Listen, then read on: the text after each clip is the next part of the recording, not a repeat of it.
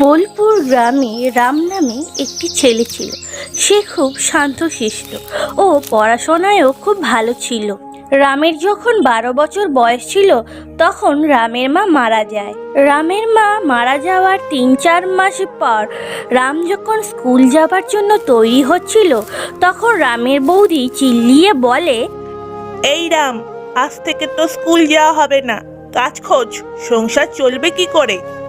বৌদির কথা শুনে রাম অবাক হয়ে যায়। যখন রামের মা বেঁচে ছিল তখন রামের বৌদি রামকে নিজের ছেলের মতন খুব স্নেহ করত।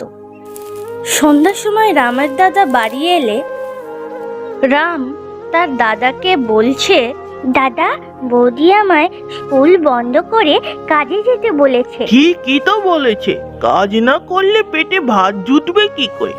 আগে তুই কাজ কর, তারপর ভাত খেতে পাবি।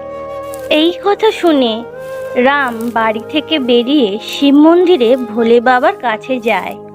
বাবা, আমি কি দোষ করেছিলাম বলো? আমি তো ছোট। এই কথা বলে রাম কাঁদতে থাকে। রামের দাদার জামা কাপড়ের দোকান ছিল। কিছু জামা কাপড় নিয়ে আসে রামের দাদা। রাম, এই জামা কাপড়গুলো গ্রামে গ্রামে ঘুরে ঘুরে বিক্রি করে আয়, কিন্তু টাকা নিয়ে বাড়ি ফেরা হয়। ঠিক আছে দাদা। রাম বাড়ি থেকে জামা কাপড় নিয়ে বিক্রি করতে বেরোয়। সারাদিন রোদ্দুরে পুড়ে ঘুরে ঘুরেও রামের একটাও জামা কাপড় বিক্রি হয় না। রাম ঘরে এলে রামের দাদা বৌদি রামকে ছোট বড় কথা শোনাতে লাগলো। এত বড় হয়ে গেছিস, বসে বসে খেলে হবে? সংসারের কত খরচ আছে তুই জানিস? ও কি করে জানবে? বড় লোকের ছেলে তো, মায়ের হোটেলে খেয়ে খেয়ে তো অভ্যাস। রাম কোনো কথা না বলে চুপচাপ কাঁদতে থাকে। মনে মনে বলতে থাকে, ভগবান আমার উপর দয়া করো।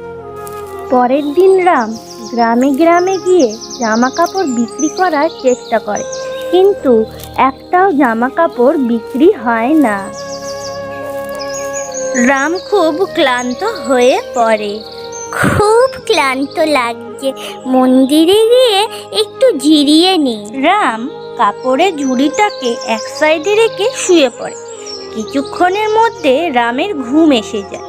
রাম ঘুমিয়ে ঘুমিয়ে স্বপ্ন দেখে, রাম, আজ তো কোনো জামা কাপড় বিক্রি হলো না তোমার। তা নিয়ে চিন্তা করার প্রয়োজন নেই, আমি তো আছি।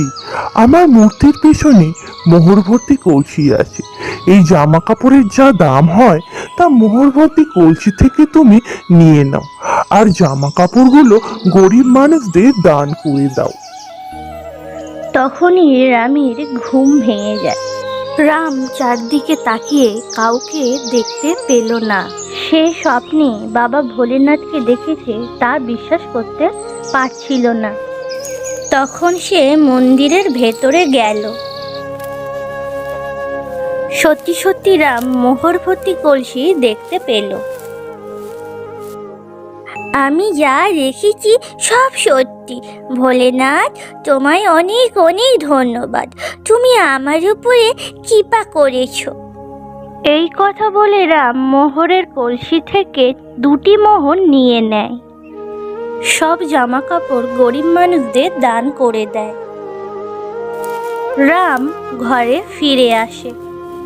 রাম তার দাদার হাতে 2টি মোহর দিয়ে দেয়। তখন রামের দাদা রামকে জিজ্ঞাসা করে, রাম, এ মোহর তুই কোথা থেকে পেয়েছিস? রাম তার দাদা বৌদিকে সব কথা বলে দেয়। মূর্খ বোকা ছেলে তুই, কলসি ভর্তি মোহর ছিল, তুই শুধু 2টো মোহর নিয়ে এলি।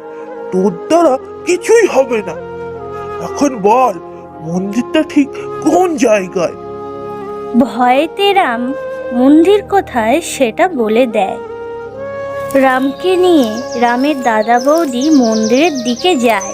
মন্দিরে গিয়ে রামের দাদা জিজ্ঞাসা করে, বল, কোথায় ওই মোহর ভর্তি কলসি? বাবা ভোলেনাথের মূর্তির পেছন দিকে। রামের দাদা কলসি তো দেখতে পেল, কিন্তু তাতে নুড়ি কাঁকড়ে ভর্তি ছিল। রাম, এটা তো নুরিকা করে ভর্তি কলসি, মোহর কোথায়? রাম তখন কলসি দেখলো তাতে মোহর ভর্তি। তখন রাম ভাবলো, দাদা বৌদির মনে অনেক লোক জন্মেছে, তাই তারা দেখতে পাচ্ছে না, কিন্তু আমি নিজে দেখতে পাচ্ছি। দাদা, আমার মনে হয় মোহর কেউ চুরি করে নিয়ে গেছে, আর কলসিতে নুরি কাকর ভর্তি করে রেখে গেছে। তখন রামের দাদা বৌদি মনের মধ্যে পাথর রেখে বাড়ি ফিরে আসে।